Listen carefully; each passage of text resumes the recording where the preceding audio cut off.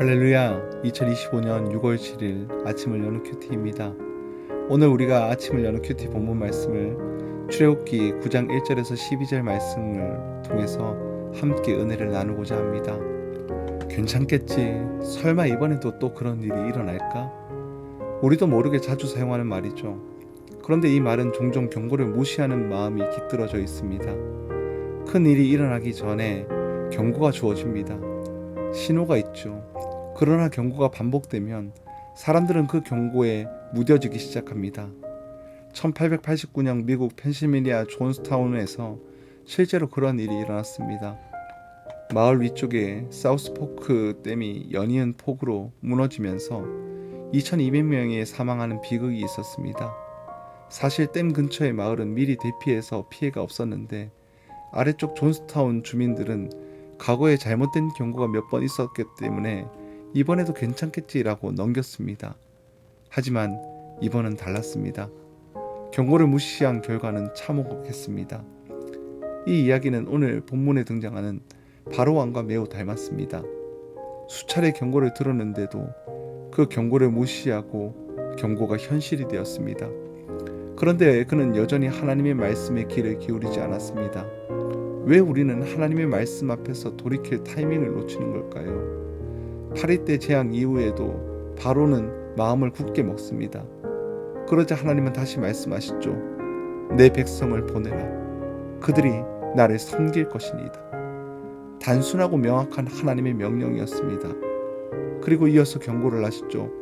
만일 거절하면 애굽의 가축에게 심한 돌림병이 있을 것이다. 하나님은 본문 5절에 내일 이 일을 행하겠다라고 기한을 정해주십니다.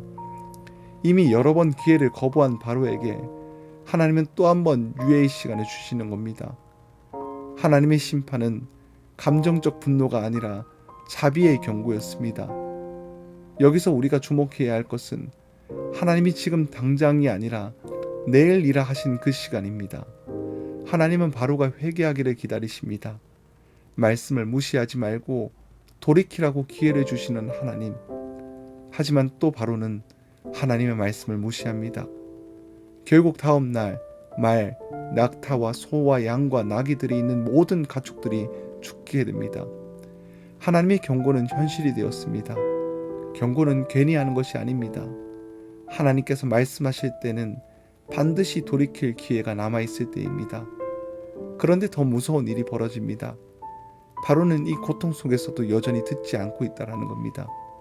그러자 하나님은 이번에는 경고 없이 재앙을 내리십니다. 악성 종기, 사람의 몸에 직접 임한 첫 번째 재앙이었습니다. 히브리 원어를 끌어오르다, 부풀다, 터지다 등 의미가 담겨져 있는 것입니다. 몸에 염증과 수포가 나고 열이 나며 고통이 극히 심해지는 상태를 말합니다. 이제는 가축이 아니라 사람에게 직접 임한 재앙이었습니다. 모든 애굽 사람들, 심지어 요술사들조차도 이 종기 앞에서 아무것도 할 수가 없었습니다. 하지만 바로의 마음은 여전히 굳어 있었습니다. 본문 12절은 이렇게 말을 합니다.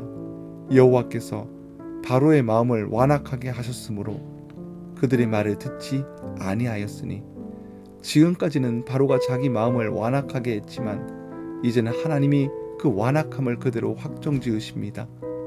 이것은 하나님의 저주가 아니라 하나님의 판결이었습니다. 성경은 로마서 1장에 이렇게 설명을 합니다. 하나님께서 그들을 내버려 두사 말씀을 계속해서 거부할 때 하나님은 그 마음을 더 이상 건드리지 않으십니다.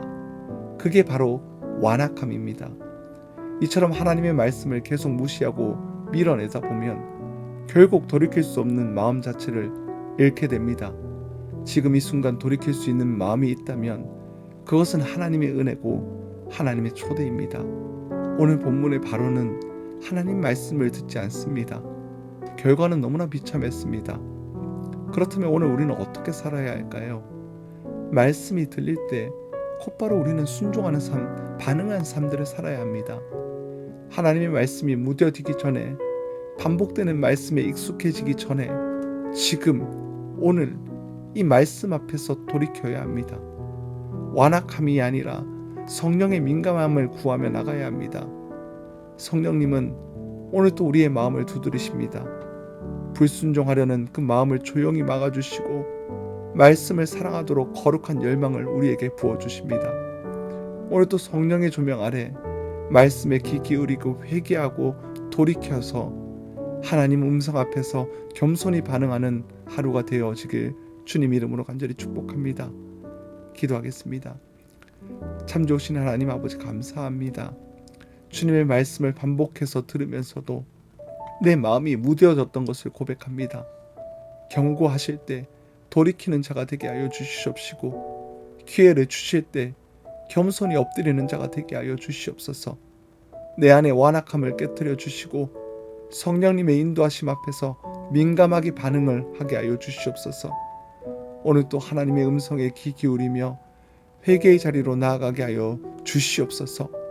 모든 것 감사드리며 우리 주 예수 그리스도의 이름으로 간절히 기도드리옵나이다. 아멘.